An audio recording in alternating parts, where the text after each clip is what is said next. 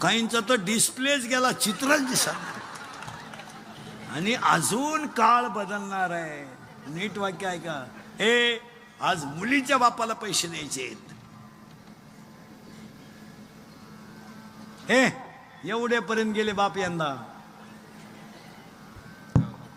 पुरीचा बाप आता हुशार झालाय. म्हणतो मी असा आहे बा, मोकळा. पोराचा बापाला